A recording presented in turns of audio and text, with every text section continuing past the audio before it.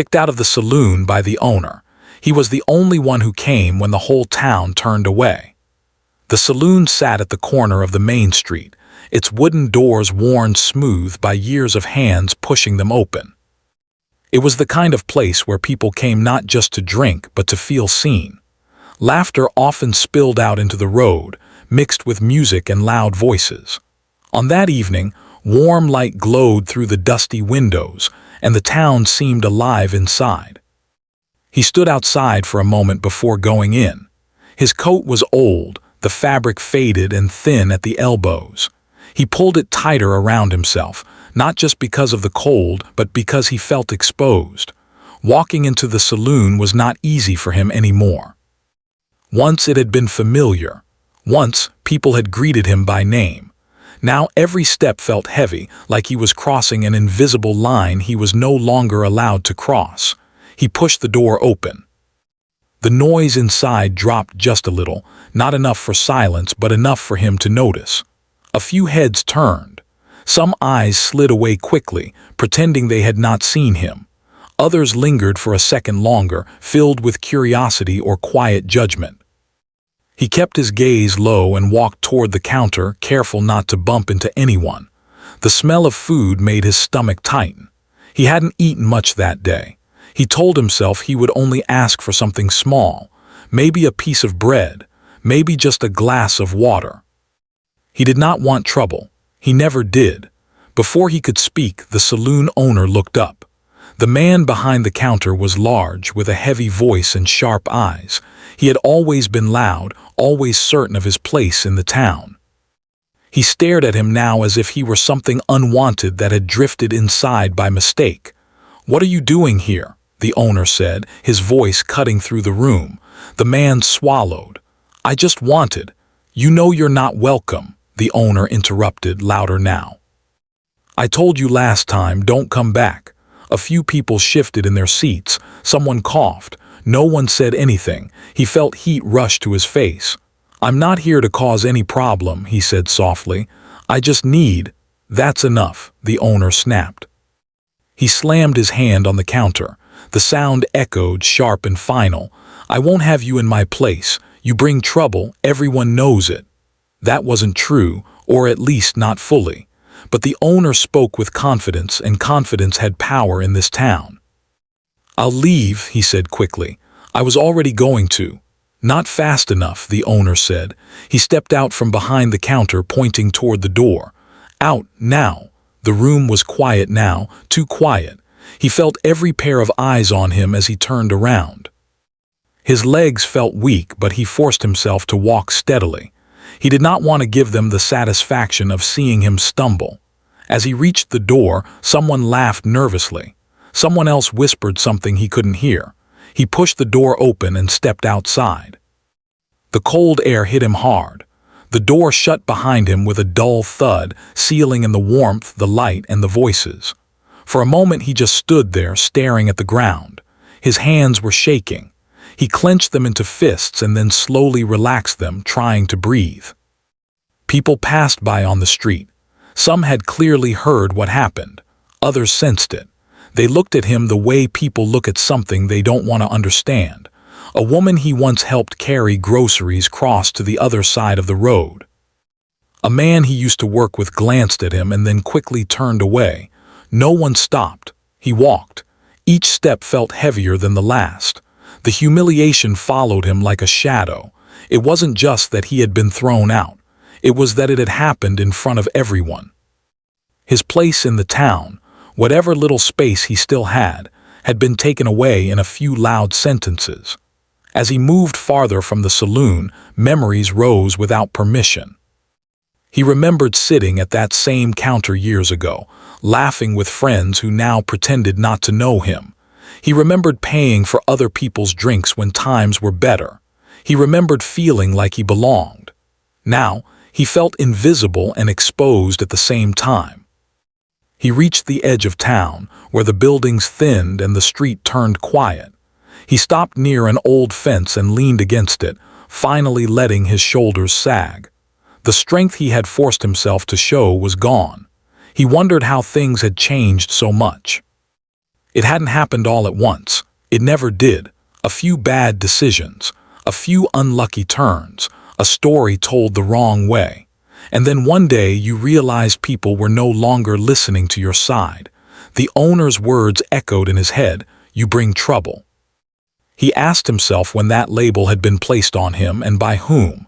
He could not remember doing anything so terrible that it deserved this kind of treatment. But truth mattered less than agreement, and the town had agreed.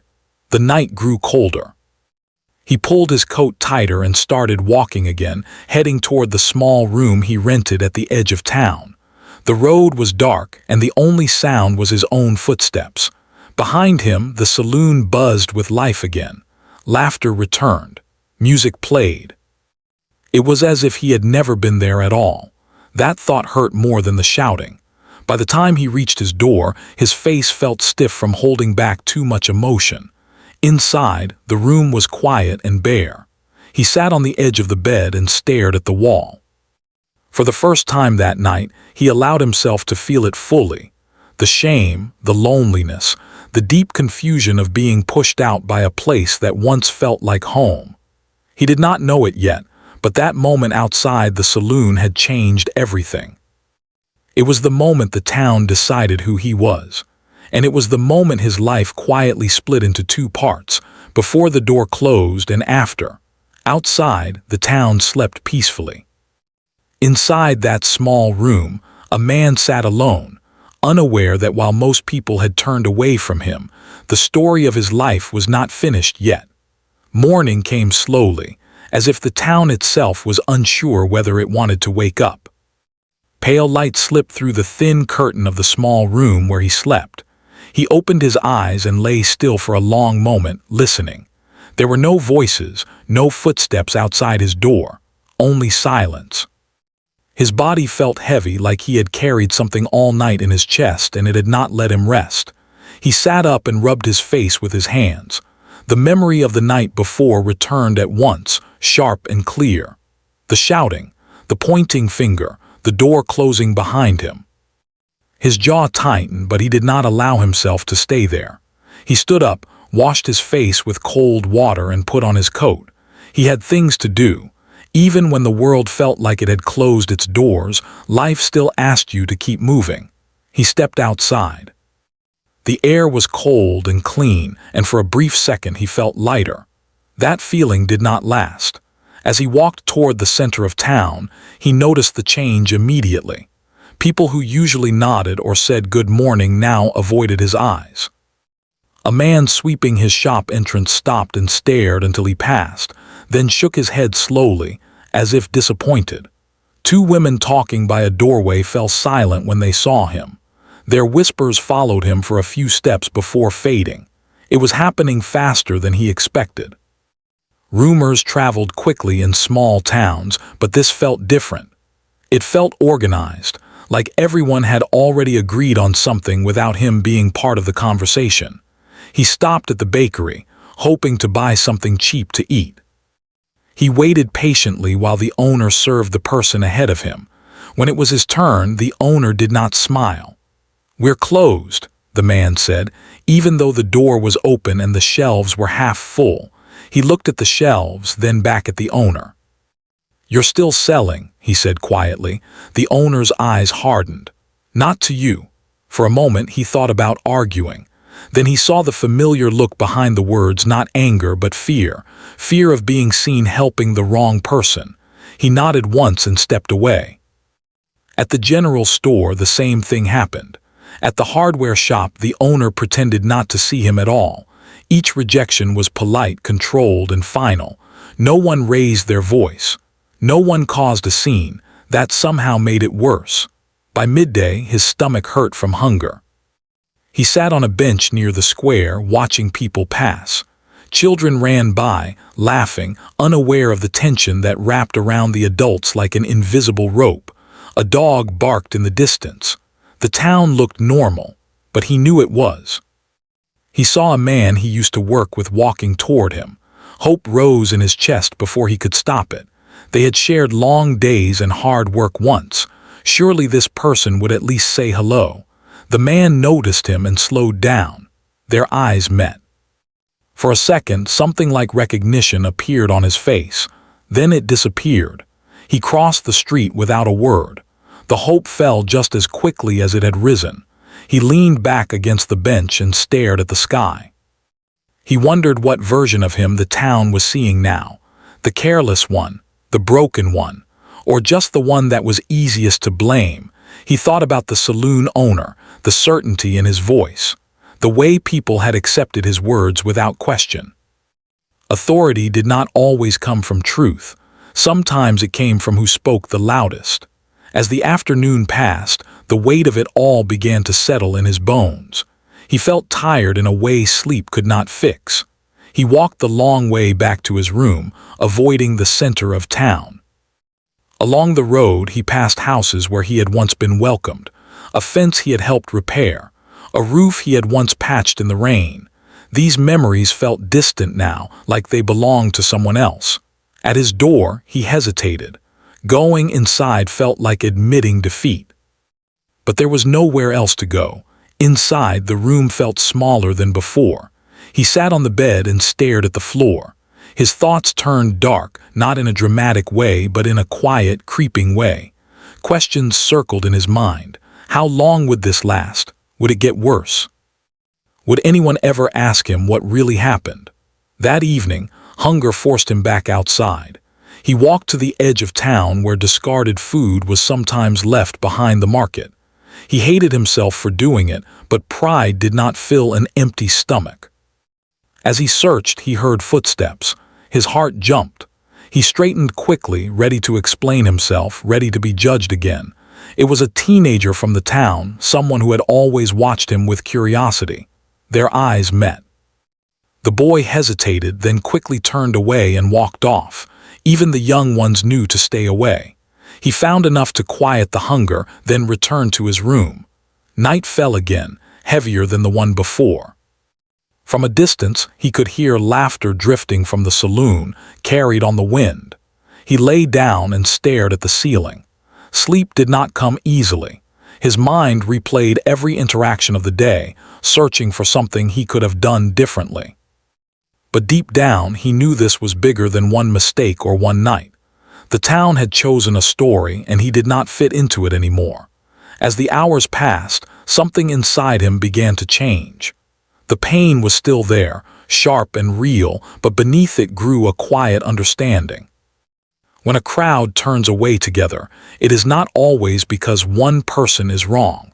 Sometimes it is because standing alone is easier than standing up. He did not know what tomorrow would bring. He did not know who, if anyone, would speak to him again. But he knew one thing with certainty now. Being ignored by many hurt, but being misunderstood by all hurt even more. Outside, the town lights dimmed one by one. Doors closed. Conversations ended. People settled into their beds, comfortable in their shared belief. In a small room at the edge of town, a man lay awake, learning what it truly meant to be alone, surrounded by people who had decided not to see him. He had begun to accept that the town had turned its back on him. Each day felt heavier than the last, but there was a strange rhythm to his isolation. He walked the streets slowly, keeping to the shadows and corners where no one would notice him. He no longer went into shops or sat on benches in the square. The world of the town had become a stage he was no longer welcome on, and he had learned to watch from the sidelines. But even in a town where everyone seemed to agree on his unworthiness, not every heart followed the crowd. There was one man, quiet and unassuming, who had noticed something different. This man was not popular, nor did he hold authority. He worked alone in a small workshop on the edge of the town square, repairing furniture, tools, and sometimes the occasional broken household item. He had watched him pass by day after day, each step slower than the last, each glance a little more resigned. Unlike the others, he didn't immediately believe the story spread by the saloon owner. He remembered the times the man had quietly helped those around him without expecting recognition. He remembered the kindness in small acts, the time he had helped carry a heavy load for an elderly woman, the time he had defended a child who had been teased. The town had chosen to forget these moments, but this one man had not. One morning, he saw him sitting by the edge of the river that ran through town. His coat was thinner than ever, patched in places where fabric had worn through, and his hands trembled slightly as he fished something small from the water's edge. He had been searching for food again. The man in the workshop hesitated, unsure whether to approach. The weight of social fear pressed down on him, the same fear that had silenced the rest of the town. But then he took a step forward. He didn't rush to judge. He didn't shout. He simply walked slowly toward him, keeping a careful distance. His presence was quiet, not threatening, not demanding. He spoke softly. "Are you all right?" The man looked up, startled. His eyes flicked over the figure, unsure whether he was being mocked or tested. No one had spoken to him in days, not even a passing greeting. He opened his mouth but found no words, just a hollow echo of silence. "I just wanted to check," the man said. "I thought you might need some company." For a moment, the man wanted to turn away. The instinct to retreat, to hide from all human contact, was strong. But there was something in the tone of the voice, a steady, calm certainty that made him pause. It was not pity he heard, nor anger, nor judgment. It was curiosity. It was care. He nodded slightly, the first sign of acknowledgement in days. From that morning onward, small things began to change. The man from the workshop didn't insist on friendship, and he didn't overwhelm with conversation. He brought small gifts sometimes, a loaf of bread from his own kitchen, a piece of fruit, a cup of warm tea. He never demanded gratitude or attention. He simply showed up. This presence, quiet and consistent, began to chip away at the walls the man had built around himself. It was not immediate. He still flinched when someone approached. He still turned away from conversations and kept his gaze low. But in those moments by the river, or on the worn steps of the small room he rented, he began to speak again, even if only in small sentences. He told the man little things at first, about a day when it rained and no one had offered him shelter, about a corner where he found a few scraps of food. The other man listened without interruption, without judgment. He nodded, sometimes said little words of acknowledgement, and that was enough. He did not try to fix the world for him. He only held a space in it that was safe. Word did not spread immediately. No one noticed at first. The town was busy with its own lives, its own gossip, its own fears. The act of standing by someone did not make headlines, but it mattered more than the noise outside. Over time, their bond grew quietly. They walked together when the sun was not too hot, sat together when the wind was biting, and shared small meals. The man learned that trust was not built by words alone but by presence, by showing up when others would not.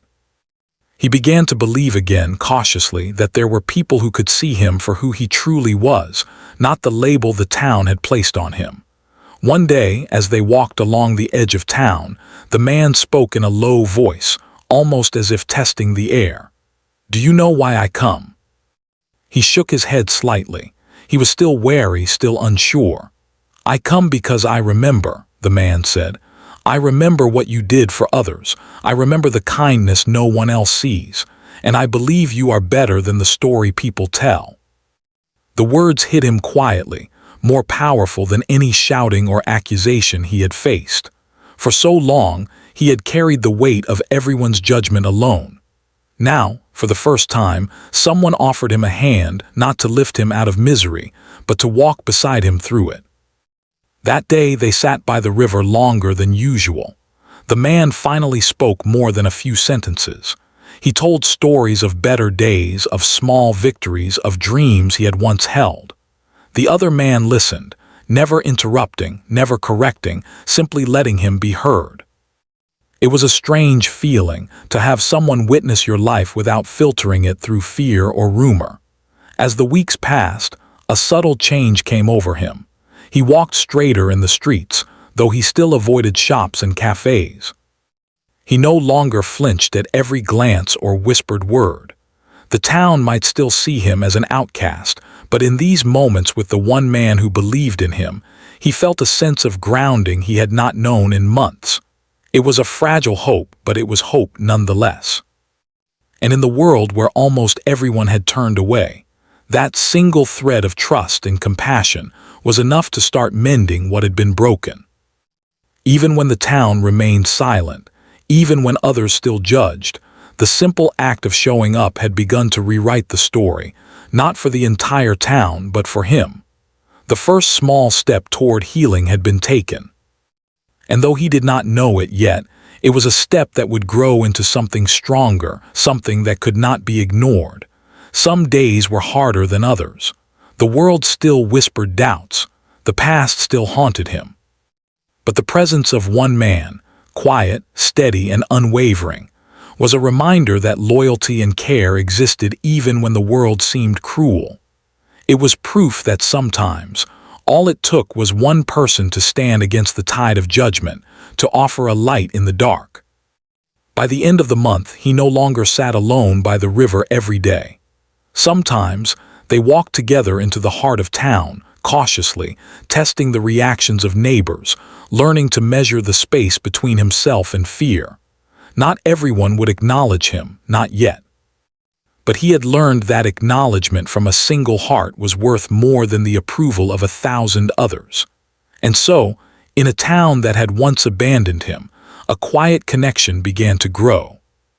Not with grand gestures or dramatic proclamations, but with presence, patience, and the courage to believe in someone when everyone else had turned away.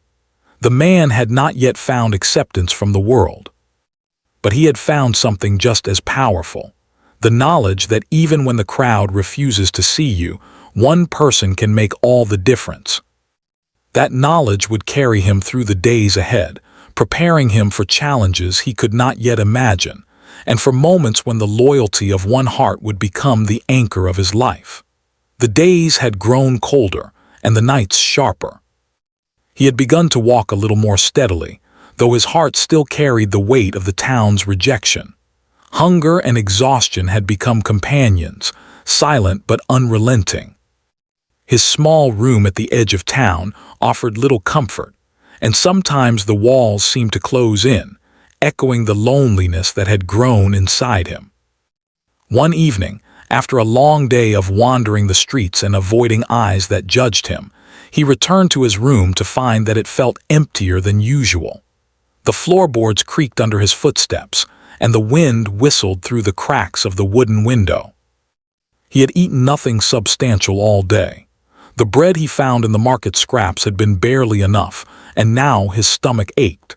He sat on the edge of his bed and rested his head in his hands.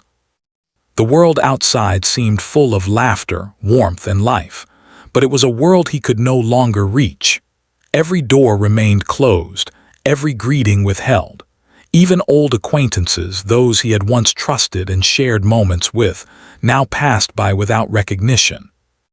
The feeling of invisibility was crushing. He felt as though he had been erased from the town's story, removed from the pages that once included him. Hours passed. Darkness settled over the town, and even the stars seemed to shy away behind the clouds. He thought about the nights he had spent alone before, but this time the emptiness felt deeper, heavier. It pressed on his chest, making each breath a struggle. The rejection, the silent whispers, the avoided glances, all of it combined into a sharp, unyielding pain. He had reached a point where even hope seemed distant, almost meaningless.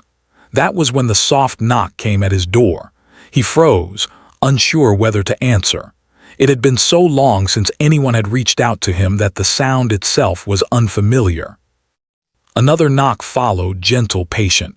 "Are you in there?" a voice called. It was the man from the workshop, the quiet one, the one who had noticed him when no one else did. He hesitated, then opened the door just a crack. The man stood there carrying a small basket.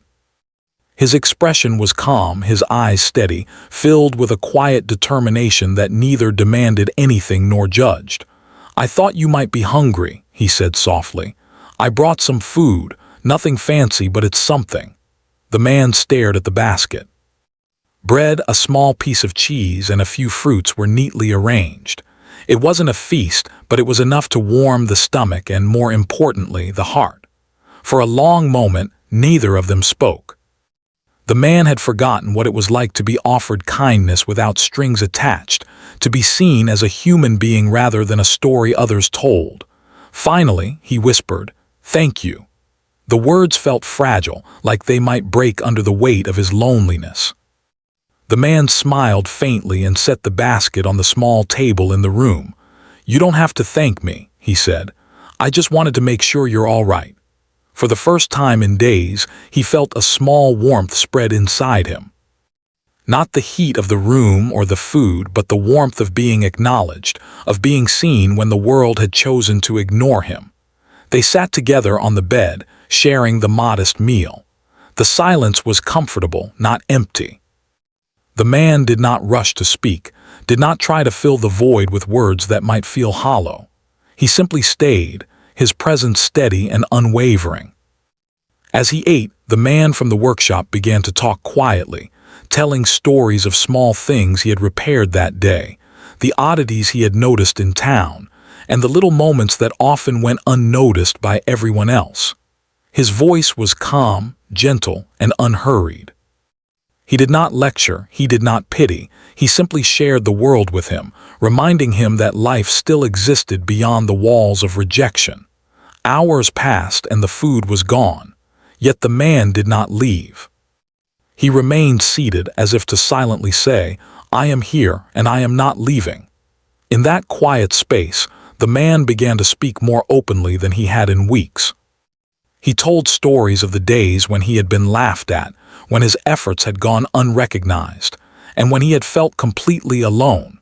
He admitted fears he had buried for too long, worries about being a burden, and the despair of feeling invisible. The words flowed slowly at first, then more freely as he realized the other man was not judging, not rushing, not fleeing from his pain. The man from the workshop listened. He asked questions gently, showing curiosity and care rather than skepticism. He nodded when appropriate, offered a quiet word of reassurance, and allowed silence to speak when words were unnecessary. In those hours, the man felt something he had almost forgotten. He felt heard truly and completely. By the time the night grew deep and the wind howled outside, he realized he had shared more than he had in months. Tears had come quietly, silently, as he recounted moments of loss and despair. Yet, even as the grief surfaced, he did not feel ashamed. There was no ridicule here, no laughter, no whispers, just understanding, patience, and a steady presence beside him. The man from the workshop finally spoke, his voice calm and steady. "You're stronger than you think," he said. "Even in all of this, you've survived. You've kept moving, kept breathing. That takes courage even if no one else sees it." For the first time, the man felt a flicker of something he thought had been extinguished: hope. The kind that doesn't shout or demand, but quietly whispers that life can be better, that there are still people willing to care, and that even the deepest pain can be met with compassion. He realized that this small act of showing up, of sitting with him in the dark, had changed something inside him. The loneliness had not disappeared, but it no longer felt like a cage. The fear of judgment still lingered, but the presence of one person who chose to stand beside him gave him the courage to face the world outside again, even in small steps. Days turned into weeks, and the routine of companionship settled into their lives. The man from the workshop continued to visit, bringing food, listening, and quietly standing as a witness to his existence. In return, he began to engage with the world a little more, walking through the streets with his head held higher, testing the reactions of those who had once turned away. Though many in the town still avoided him, their whispers no longer carried the same weight. He had discovered that the presence of one steadfast person could outweigh the judgment of 100. That one act of kindness had restored not only his hunger but also his dignity, and slowly, it began to heal the wounds that had festered in silence. One afternoon, as they walked together to the river that cut through the outskirts of town, he paused and looked at the man beside him. "I don't know how to repay you," he said softly. "You don't have to," the man replied. "Just live, that's enough." The words sank deeply, more than any gesture or gift could have. To live without shame, without fear of constant judgment, was a gift he had long forgotten. And now, because someone had chosen to show up when it mattered most, he remembered that life could be endured, even cherished, despite the world's cruelty. In the days that followed, he began to notice small things he had stopped seeing. The way the sun touched the rooftops in the morning, the soft ripple of the river, the distant laughter of children playing without knowing the weight of adult fears. These details, once ignored or overshadowed by despair, began to bring small sparks of joy. The man from the workshop remained constant, not heroic or loud, but quietly dependable. And through this quiet presence, the man who had been abandoned by the town found the courage to exist fully again. He realized that the world may still turn away, but one loyal heart was enough to remind him of his worth. That evening, as they parted at the edge of the town, he looked back at the river and whispered to himself, "I am not invisible. I am not alone." For the first time in a long time, he believed it. And that belief, fragile yet undeniable, became the foundation for everything that would follow. The lesson was clear. When everyone else turns away, the loyalty of even one person can change the course of a life. And in a town that had forgotten him, that loyalty had given him the strength to endure, to hope, and to face the world once more. Weeks turned into months, and the seasons began to shift in the small town. The harshness of winter slowly softened into the gentle warmth of early spring. For him, each day carried a quiet rhythm, a mix of cautious steps through streets that still whispered judgment and moments of comfort shared with the man from the workshop. He had begun to move with a steadier gait, shoulders less hunched, eyes lifted more often. The world had not fully forgiven him, but he had found a small corner of it in which he could breathe and exist without constant fear. The town itself remained largely unchanged. Shopkeepers still averted their eyes, neighbors still whispered in corners, and the saloon continued its noisy, indifferent life. Yet, their actions mattered less now. The man had discovered a strength within himself that had nothing to do with recognition or approval. It came from the quiet, unwavering presence of one person who had chosen to see him, to stand by him when no one else would. One morning he decided to walk past the saloon, not to confront the past, not to seek revenge, but simply to reclaim a piece of the town he had once been a part of. He moved slowly, each step measured, his hands tucked into the pockets of his worn coat. Inside, the saloon was busy as always. Laughter rang out, glasses clinked, and music filled the air. A few heads turned, curiosity flickering for a brief moment before attention shifted back to the conversation at hand. No one spoke to him, no one acknowledged him, but he noticed something subtle. The saloon owner's eyes flickered with something less certain, almost a hint of recognition that was not there before. He walked on, past the center of town, through streets that still seemed strange to him. The whispers of judgment continued, but their weight had lessened. Each step he took felt lighter than the last. He realized that the town's opinion could no longer define him. His value, his dignity, and his life were no longer held hostage by the fear of others' approval. It was during one of these walks that he noticed a small crowd gathering near the square. Curiosity nudged him forward. As he approached, he realized that a rumor had finally begun to unravel. Some townspeople had started to question the story that had turned the entire town against him. Whispers of the truth, small corrections, minor admissions, began to circulate. They spoke of the exaggerations, the misunderstandings, the moments where the saloon owner's anger had colored the perception of the whole town. Yet, even as this truth began to surface, he felt no rush to reclaim his place. The years of isolation, humiliation, and misunderstanding had taught him a profound lesson. Acceptance from others was not the same as self-respect. He did not need the town to see him as he once was. He only needed to stand tall in the knowledge of his own integrity, and he did. The man from the workshop remained by his side throughout these changes. Where others questioned or avoided, the workshop man offered steady encouragement. He reminded him of the strength he had shown in enduring months of isolation, of the courage it took to continue moving forward, of the small victories that no one else noticed. With this support, he began to engage more cautiously with those around him. A nod here, a small greeting there, all measured steps in reclaiming his life without forcing the town to fully acknowledge him. One afternoon, he returned to the riverbank where he and the workshop man had spent countless hours talking and sharing moments of quiet comfort. They sat together on the worn wooden dock, watching the water ripple in the gentle breeze. He looked over at his companion, feeling a deep sense of gratitude. "I don't think I could have made it without you," he said softly. "You didn't have to," the workshop man replied. "You just had to survive. You did the hard part yourself." He nodded, understanding that survival was more than physical. It was emotional, mental, and spiritual. It was about keeping the heart open even when the world seemed determined to close every door. It was about trusting again slowly, when trust had been broken so completely. Over time, the small acts of truth and kindness began to ripple outward.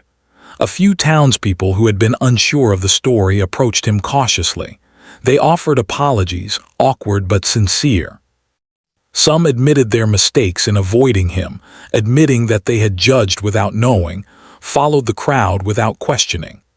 Each gesture was small, but it mattered, not because it erased the past, but because it reminded him that the world was not entirely unkind. He accepted some apologies and chose to let others remain at a distance. His life had grown beyond the need for universal approval. He had learned that loyalty, true loyalty, was measured not by the many who turned away, but by the few who remained steadfast. That lesson had been written into his life through months of hardship, waiting, and quiet companionship. Then one day he returned to the saloon, not with anger, not with demand, but with calm resolve. He walked inside, not seeking confrontation, only acknowledging the past. The room was familiar, though it had changed little. Patrons glanced at him briefly and returned to their conversations. The owner, however, stopped mid-motion, his expression unreadable. He did not shout. He did not accuse. He simply stared, a brief flash of recognition and perhaps regret crossing his face. The man did not need to say anything.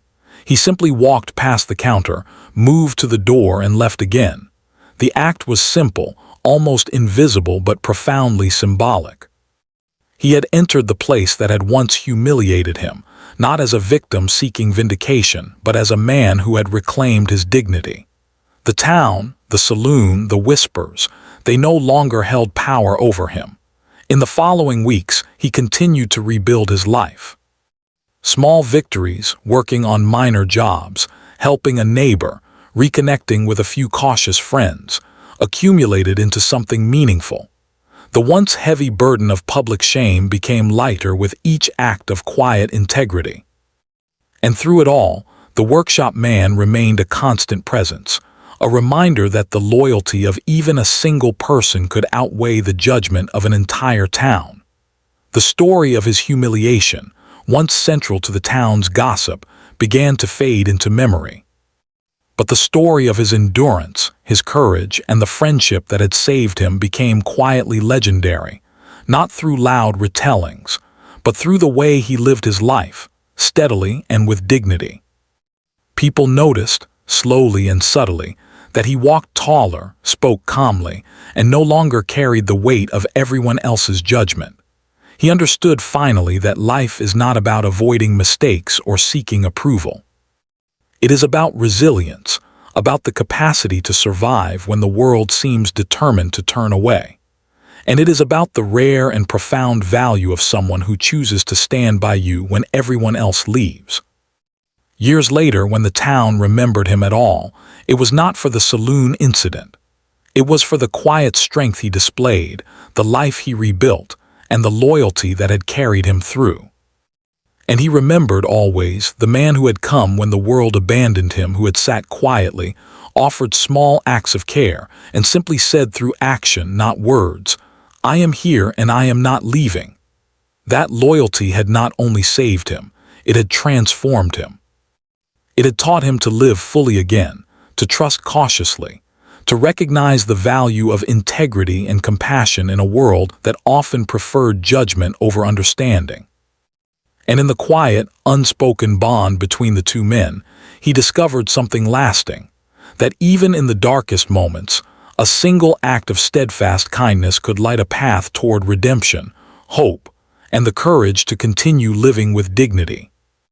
By the time spring fully arrived, he had reclaimed his life. He walked through the streets with quiet confidence, greeting those who were ready to acknowledge him and walking past those who were not. He had learned that the world's opinion was fleeting, but the loyalty of one heart could endure, and in that understanding he found peace. The town had turned its back, many had judged and whispered, but he had survived, he had endured.